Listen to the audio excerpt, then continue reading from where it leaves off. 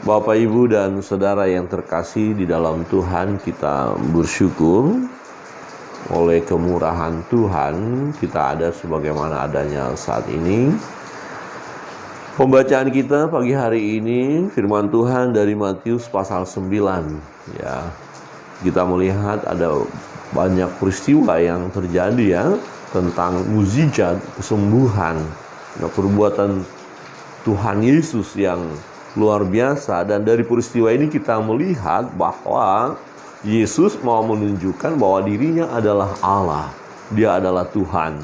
Secara khusus ketika dia menyembuhkan seorang yang lumpuh. Nah, dia menyembuhkan seorang yang lumpuh, dan dalam karya itu dan perkataan Yesus sendiri menunjukkan bahwa dia adalah Allah yang berkuasa. Firman Tuhan berbunyi demikian. Matius 9 ayat 1. Sesudah itu naiklah Yesus ke dalam perahu lalu menyeberang. Kemudian sampailah ia ke kotanya sendiri. Maka dibawa oranglah kepadanya seorang lumpuh yang terbaring di tempat tidurnya. Ketika Yesus melihat iman mereka, berkatalah ia kepada orang lumpuh itu, "Percayalah, hai anakku, dosamu sudah diampuni." Maka berkatalah beberapa orang ahli Taurat dalam hatinya, ia menghujat Allah. Tetapi Yesus mengetahui pikiran mereka, lalu berkata, "Mengapa kamu memikirkan hal-hal yang jahat di dalam hatimu? Manakah lebih mudah mengatakan dosamu sudah diampuni, atau mengatakan bangunlah dan berjalanlah? Tetapi supaya kamu tahu bahwa di dunia ini Anak Manusia berkuasa mengampuni dosa." Lalu berkatalah ia kepada orang lumpuh itu, "Bangunlah, angkatlah tempat tidurmu dan pulanglah ke rumahmu." Dan orang itu pun bangun lalu pulang. Maka orang banyak yang melihat hal itu takut, lalu memuliakan Allah yang telah memberikan kuasa sedemikian itu kepada manusia. Yesus adalah manusia sejati.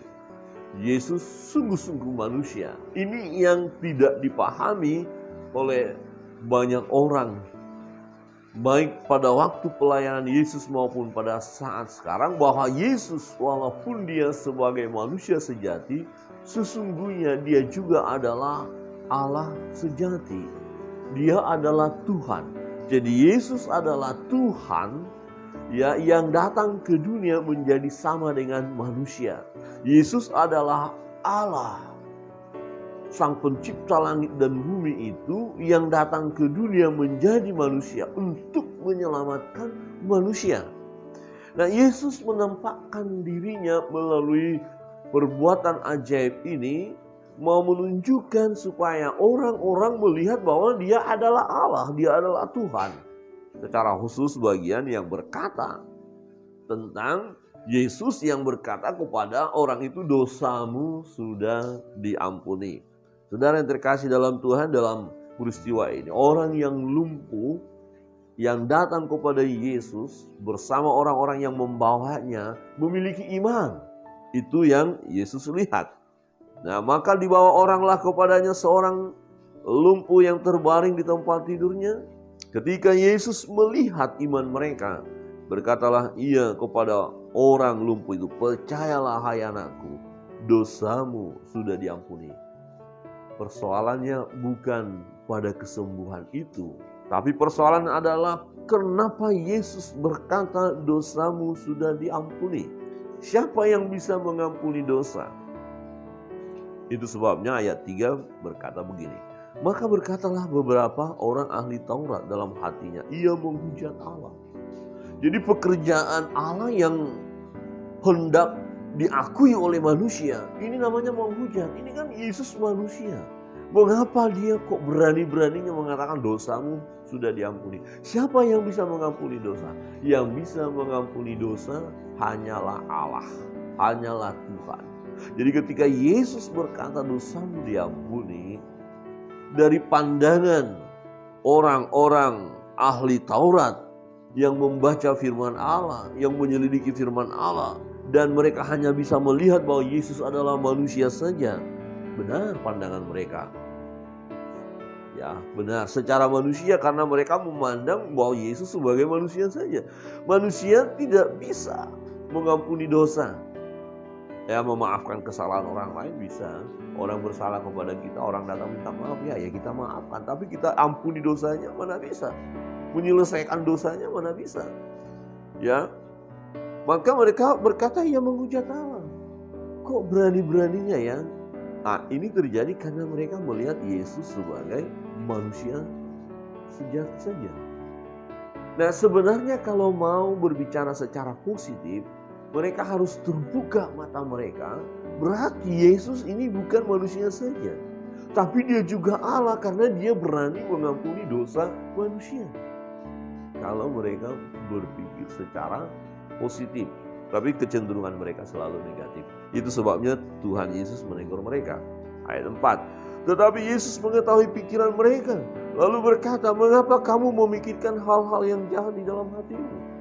Jadi dengan menuduh bahwa Yesus menghujat Allah, tuduhan nggak benar, ini jahat. Nah gitu, ini jahat. Nah sebenarnya ahli-ahli Taurat itu mestinya tahu bahwa Yesus itu adalah Tuhan. Karena mereka selidiki firman. Dan dalam tulisan para nabi sudah dinubuatkan bahwa peristiwa ini akan terjadi, yaitu Yesus ya akan datang ke dunia. Dia adalah Tuhan menjadi manusia. Mestinya mereka yang menggumuli firman, yang belajar firman, hukum Taurat, kitab-kitab suci, ya, kitab para nabi, mestinya mereka lebih senang. Wah, ini berarti pembuktiannya di sini kan begitu. Tetapi ternyata mereka tidak. Ya, itu sebabnya pertanyaan di ayat 5 ini menarik sekali. Ya, manakah lebih mudah mengatakan dosamu sudah diampuni atau mengatakan bangunlah dan berjalanlah? Kira-kira begini, kalau Yesus mau aman saja, tidak mau menyingkapkan satu rahasia besar ini, Yesus bisa berkata, bangun, angkat tilammu, dan bisa sembuh orang itu. Ini lebih mudah mengatakan hal itu. Kenapa? Kalau mengatakan dosamu sudah diampuni memang berat, nggak bisa. Ini hanya perbuatan Allah saja.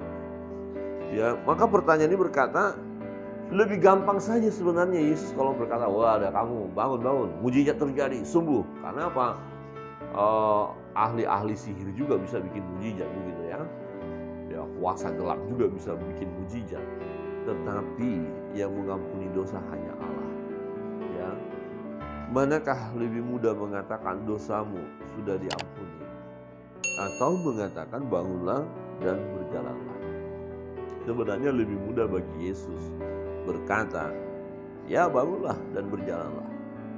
Ketika terjadi mujizat nggak bakalan ada masalah. Tetapi ketika Yesus berkata dosamu sudah diampuni, ya ini akhirnya kok dia ngaku sebagai Allah. Bukan hanya sekedar ngaku bagi Allah, memang dia adalah Allah. Dia mau menyatakan dirinya supaya orang-orang pada waktu itu yang melihat peristiwa itu, mendengar apa yang dikatakan oleh Yesus, ya supaya mereka percaya dan mengakui bahwa Yesus adalah Allah. Kita lihat bagian terakhir nanti, ayat terakhir dalam pembacaan tadi, ya di ayat 8 ini hal yang positif dari orang-orang lain. Memang ahli-ahli Taurat selalu negatif ya, mereka nggak percaya. Tetapi ayat 8, maka orang banyak yang melihat hal itu takut lalu memuliakan Allah yang telah memberikan kuasa sedemikian itu kepada manusia. Memuliakan Allah. Ya, masih kurang pemahaman mereka tentunya ya, karena mereka berkata begini, memberikan kuasa sedemikian itu kepada manusia. Padahal manusia yang membuat mujizat itu, yaitu Yesus, adalah Allah itu sendiri. Ya, mestinya mereka menyembah Yesus pada saat itu, tapi pemahaman mereka masih kurang. Namun hal positif adalah dari peristiwa itu mereka memuliakan Allah. Mereka memuliakan Allah. Saudara yang terkasih dalam Tuhan, mujizat terjadi. Kalau kita lihat, menarik adalah Yesus melihat orang lumpuh dan orang-orang yang membawa orang lumpuh itu kepadanya, dan dia lihat ada iman. Ada iman.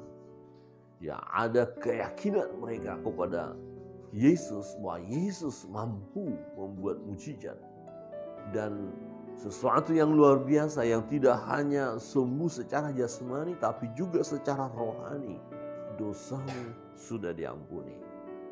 Nah, mukjizat yang Yesus buat bagi kita tidak hanya sekedar sembuh dari sakit penyakit kita, tapi ada yang jauh lebih utama dari sekedar kesembuhan secara jasmani, adalah kesembuhan secara rohani. Ya, dimana ketika kita mengalami lawatan Tuhan, mengalami kasih Tuhan dengan pengampunan segala dosa dan kesalahan kita, dosamu sudah diampuni, ini jauh ya lebih indah, lebih nilainya lebih tinggi dari hanya sekedar sembuh secara jasmani. Apa artinya? Jika kesembuhan yang terjadi bagi orang lumpuhnya hanya secara jasmani saja, tetapi dia tidak mengalami pembaharuan rohani, dia tidak mengalami hidup yang baru, dia tidak mengalami hidup yang kekal. Ada banyak terjadi mukjizat sampai saat ini, tetapi disayangkan, sangat disedihkan. Kenapa? Hanya sebatas mukjizat jasmani saja. Oh, dia disembuhkan. Ada ibadah KKL, ibadah kesembuhan, dilawat Tuhan sembuh.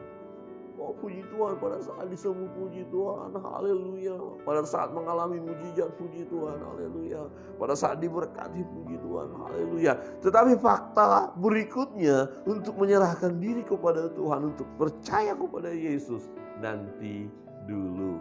Berarti hanya butuh kesembuhan jasmani saja. Hanya butuh berkat secara jasmani saja. Itu sangat disedihkan. Nah, orang lumpuh ini tidak hanya dia mengalami mukjizat kesembuhan secara jasmani, tetapi juga secara rohani.